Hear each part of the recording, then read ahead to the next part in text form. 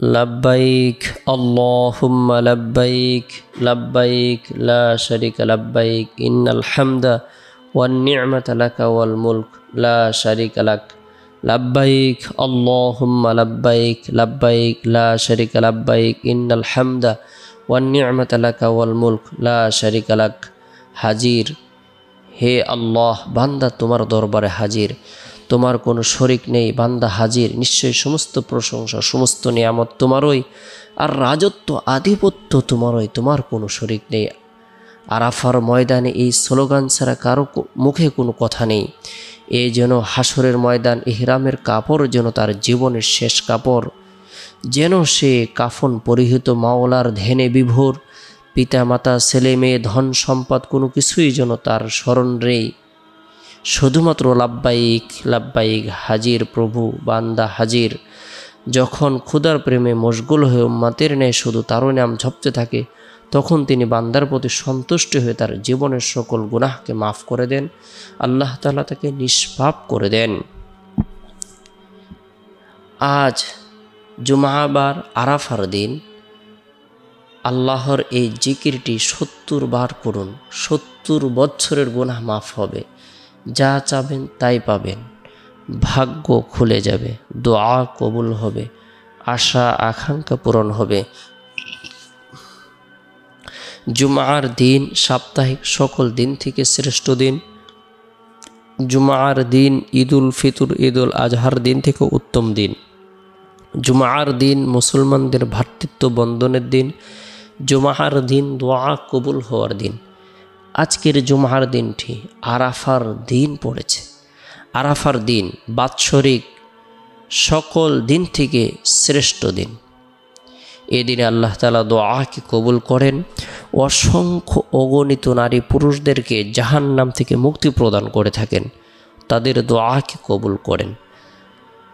আরাফার দিন এটি এমন একটি বরকতপূর্ণ দিন, যে দিনের বরকতে আল্লাহ তাআলা দোয়াকে কবুল করেন। বান্দা যা কিছু কামনা করবে, যা কিছু আশা আকাঙ্ক্ষা ব্যক্ত করবে, আল্লাহ তাআলা তাই তাকে প্রদান করবেন।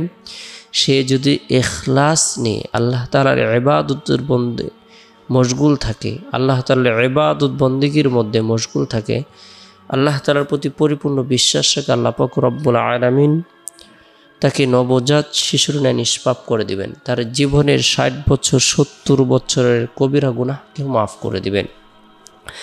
আরাফার দিনে আল্লাহ রাসূল সাল্লাল্লাহু আলাইহি সাল্লাম সমগ্র মানব জাতিকে লক্ষ্য করে লক্ষাধিক সাহাবায়ে কেরামকে উপস্থিত রেখে গুরুত্বপূর্ণ উপদেশ প্রদান করেছেন, ভাষণ প্রদান করেছেন, ন্যায়ের পথে চলতে বলেছেন, অন্যায় অনাচার জুলুম নির্যাতন থেকে বিরত থাকতে বলেছেন, নারীদের অধিকারের কথা বলেছেন, সকল ধরনের বৈষম্যের ব্যাপারে কথা বলেছেন।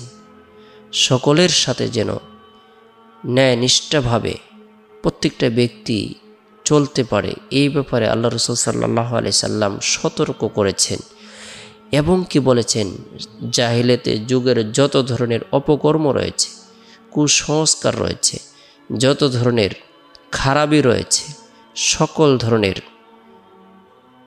কুসংস্কার এবং যত ধরনের খারাপ মতাদর্শ রয়েছে, সকল ধরনের মতাদর্শকে বর্জন করার ব্যাপারে আদেশ প্রদান করেছেন। এবং কি নিজের পায়ের নিচে পদধলিত করে দিয়েছেন। সকল ধরনের অপকর্ম যেন মানুষ আর না করে এই ব্যাপারে সতর্ক করেছেন। রাসূলুল্লাহ সাল্লাল্লাহু আলাইহি সাল্লাম বলেছেন, আমি তোমাদের জন্য 2টি জিনিস রেখে গেলাম, যদি তোমরা আঁকড়ে ধরো কখনোই পদভ্রষ্ট হবে না।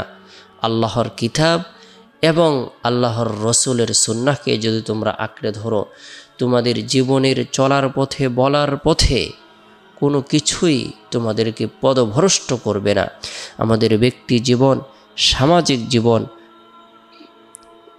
পারিবারিক জীবন, রাজনৈতিক জীবন, রাষ্ট্রীয় জীবন, প্রত্যেকটা ক্ষেত্রে যদি আমরা কোরআন সুন্নাহকে আঁকড়ে ধরি, আল্লাহর রহমতে বরকত লাভ হবে, সকল ধরনের অন্যায়, অনাচার, বেবিচার, জুলুম, নির্যাতন ধ্বংস হয়ে যাবে।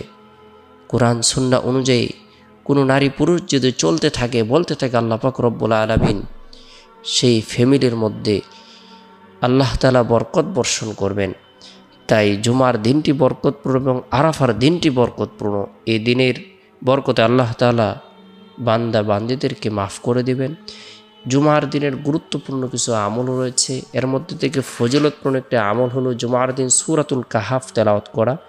যে ব্যক্তি জুমার দিন সূরাতুল কাহাফ তেলাওয়াত করবে, আমল করবে, আল্লাহ পাক রব্বুল আলামিন তাকে দাজ্জালের ভয়াবহ ফিতনা থেকে নিরাপত্তা দান করবেন। আল্লাহ পাক রব্বুল আলামিন তার ঈমানের মধ্যে বিশেষ একটি নূর প্রদান করবেন, যে নূরটি দীর্ঘ 1 সপ্তাহ পর্যন্ত তার অন্তরের মধ্যে চমকাইতে থাকবে। আমরা যারা কোরআন পড়তে পারি, আমরা জুমার দিন ফজরের নামাজের পর থেকে নিয়ে জুমার নামাজের আগ পর্যন্ত যে সময় রয়েছে, এই সময়ের মধ্যে সূরাতুল কাহাফ আমল করার জন্য চেষ্টা করব। এরপরে জুমার দিন জুমার নামাজ সম্পূর্ণ করার পর গুরুত্ব সহকারে যে কালেমার জিকির করব, সেটি হলো তাকবীরে তাশরিক 70 বার পাঠ করব। আল্লাহু আকবার, আল্লাহু আকবার, লা ইলাহা ইল্লাল্লাহু, আল্লাহু আকবার, আল্লাহু আকবার, ওয়ালিল্লাহিল হামদ। আল্লাহর প্রশংসা বর্ণনা করার উদ্দেশ্যে, আল্লাহর বরত্বকে স্বীকার করার উদ্দেশ্যে, আল্লাহর একাত্মবাদকে স্বীকার করার উদ্দেশ্যে এই কালিমার জিকির করব। আর ইস্তিগফারের আমল করব 70 বার। আস্তাগফিরুল্লাহ রাব্বি মিন কুল্লি যামবি ওয়া আতুবু ইলাইহি। খাটে দিলে তওবার নিয়তে যদি আমরা ইস্তিগফারের আমল করে, আল্লাহ তাআলা 70 বছরের সগীরা কবিরা গুনাহকে মাফ করে দিবেন। আল্লাহ তাআলা হায়াতের মধ্যে, রিজিকের মধ্যে, শারীরিক সুস্থতার মধ্যে বরকত প্রদান করবেন।